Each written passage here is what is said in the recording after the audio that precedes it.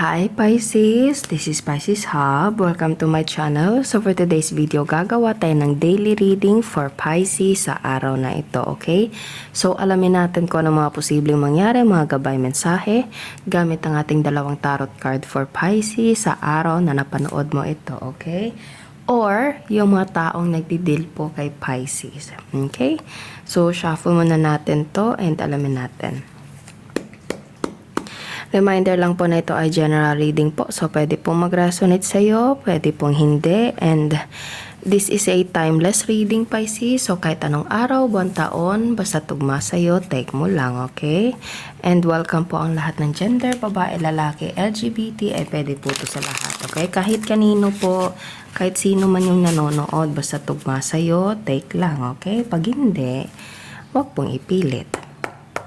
Okay, so alamin natin kung ano mga posibleng mangyari, mga gabay mensahe ng ating tarot card for Pisces sa araw na ito. Okay, this is a timeless reading, Pisces. So kahit anong araw nga, buwan, taon, basta take lang, okay? So, ano po yung message niyo po for Pisces sa araw na ito, mga gabay mensahe, mga posible mangyari for Pisces sa araw na ito. Or yung mga taong nanonood ngayon na nagdi-deal po kay Pisces. Ayun. Nagdi-deal po kay Pisces. There's a message, Pisces. Mensahe.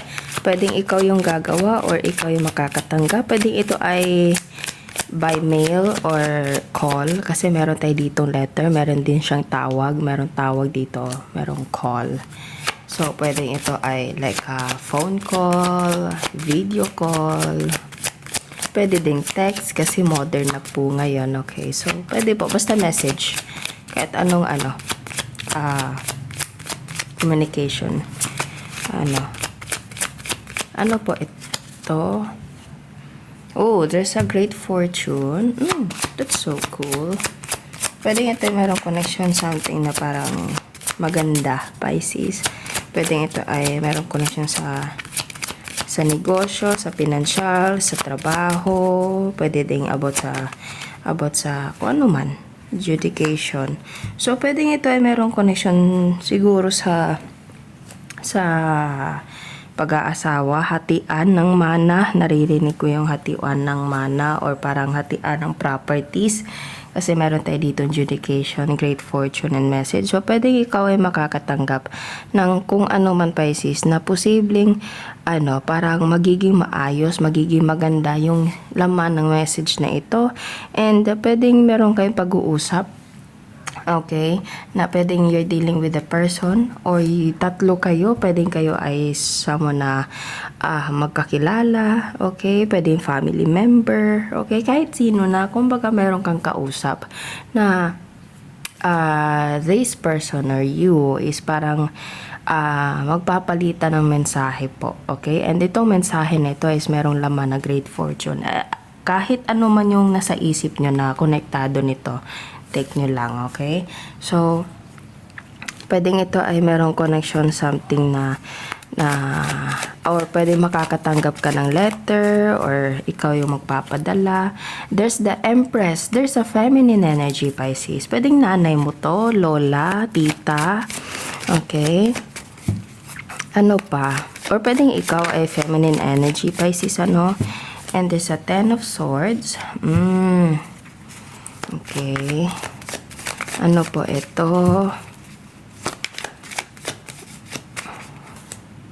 Nine of Swords. So, posibleng hindi makatulog. Okay. And pwedeng matagal mo na itong iniisip or you're dealing with someone na matagal nang iniisip.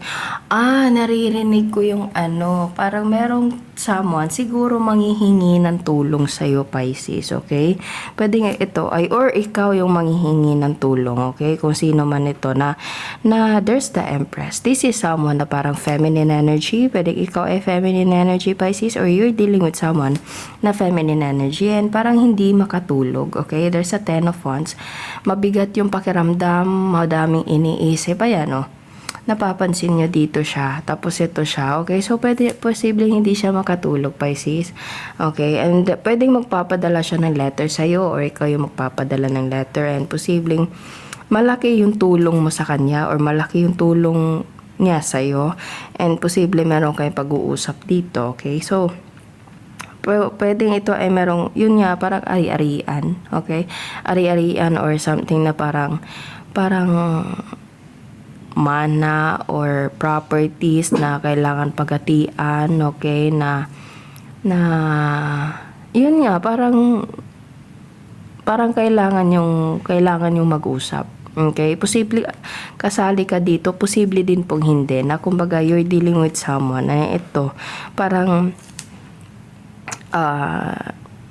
meron siyang iniisip, Pisces, and posibleng manghihingi siya ng tulong sa'yo, okay? And pwede din bigyan mo siya or ikaw po yung ganun po, vice versa po ito, or pwedeng vice versa, pwede din pong hindi. Basta take nyo lang kung saan kanino mag-resonate, okay?